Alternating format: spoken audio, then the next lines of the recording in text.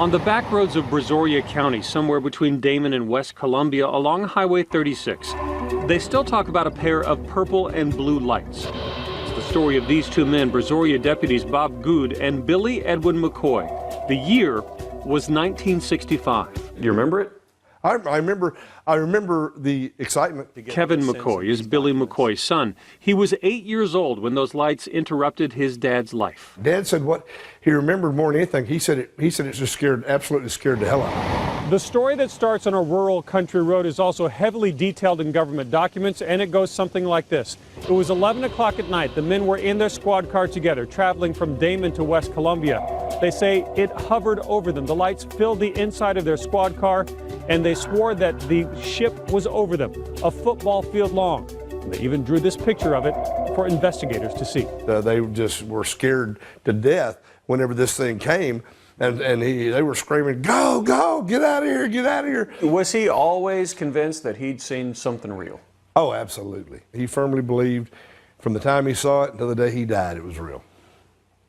No doubt. We missed our chance to talk to the men about that UFO. They're both gone. Billy McCoy, at 86, died just last year.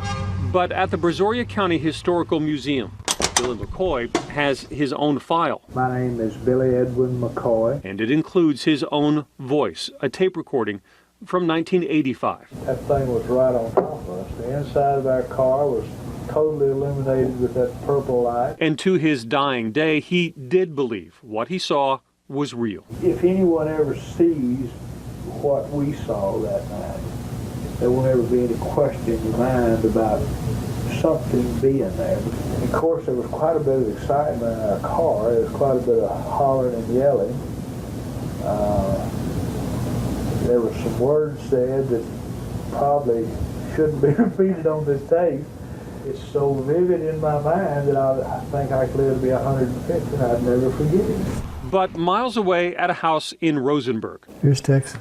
Look at all those cases. UFO investigator Chuck Stansberg says the Brazoria deputies had to deal with a skeptical government, just like everyone else in the more than 12,000 UFO sightings investigated for Project Blue Book. From what I've read, they seem pretty adamant about what took place. A program designed to document UFO sightings, but disprove them as lights reflecting on fog or figments of everyone's imagination. Too many people in this world know that they exist. And yet the governments, especially ours, say no, they don't exist. In that audio interview, Billy McCoy talked about that too. Not a thing that I have said was a figment of anybody's imagination.